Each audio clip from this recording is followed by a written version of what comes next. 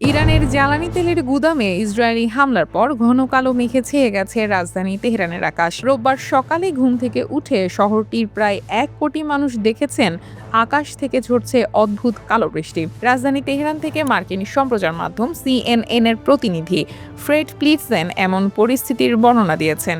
প্লিটজেন বলেন, আপনারা দেখতে পাচ্ছেন এই বৃষ্টির পানি আসলে কালো, মনে হচ্ছে এটি তেলে সিক্ত বা মিশ্রিত।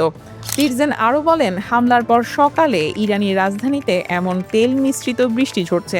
এদিকে ধ্বংসপ্রাপ্ত তেলের ডিপো থেকে নিঃসরিত জ্বালানি শহরের পয়ঃনিষ্কাশন ব্যবস্থায় মিশে গিয়ে ভয়াবহ পরিস্থিতির সৃষ্টি করছে। রাজধানীর রাস্তার পাশে সুয়ারেজ লাইনে দাউ দাউ করে জ্বলতে থাকা আগুনের ভিডিও সামাজিক যোগাযোগ মাধ্যমে ছড়িয়ে পড়েছে। স্থানীয়রা বলছেন, তেহরান যেন আগুনের নদীতে পরিণত হয়েছে। সামাজিক মাধ্যম এক্সে পোস্ট করা বিভিন্ন ভিডিওতে দেখা গেছে শহরের একটি দীর্ঘ রাস্তা জুড়ে নর্দমার ভেতর দিয়ে আগুনের শিখা বয়ে যাচ্ছে। তেহরানের সুয়ারেজ সিস্টেমে তেল ছড়িয়ে পড়ার কারণেই এই নজিরবিহীন অগ্নিকাণ্ডের ঘটনা ঘটেছে।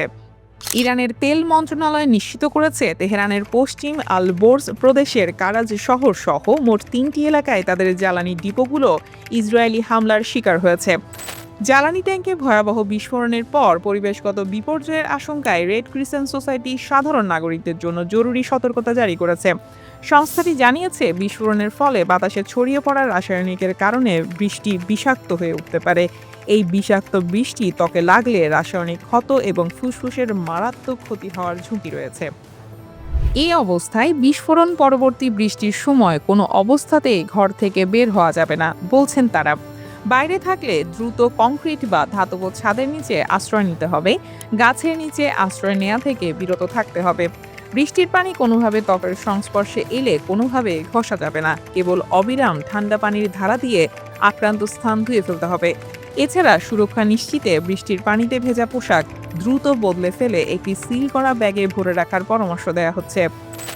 এর আগে ইসরায়েলি সামরিক বাহিনী জানিয়েছে, শনিবার সন্ধ্যায় তারা তেহরানের এমন কিছু জ্বালানি স্থাপনায় হামলা চালিয়েছে যেখান থেকে সামরিক খাতসহ বিভিন্ন গ্রাহকদের কাছে জ্বালানি সরবরাহ করা হয়।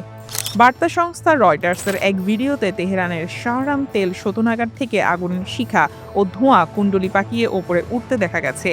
এক বিবৃতিতে ইসরায়েলি প্রতিরক্ষা বাহিনী IDF বলেছে, এটি একটি গুরুত্বপূর্ণ হামলা যা ইরানের সন্ত্রাসী শাসনের সামরিক অবকাঠামোর ক্ষতি আরও গভীর করার ক্ষেত্রে এক বাড়তি পদক্ষেপ। News desk, দুতিয়াল।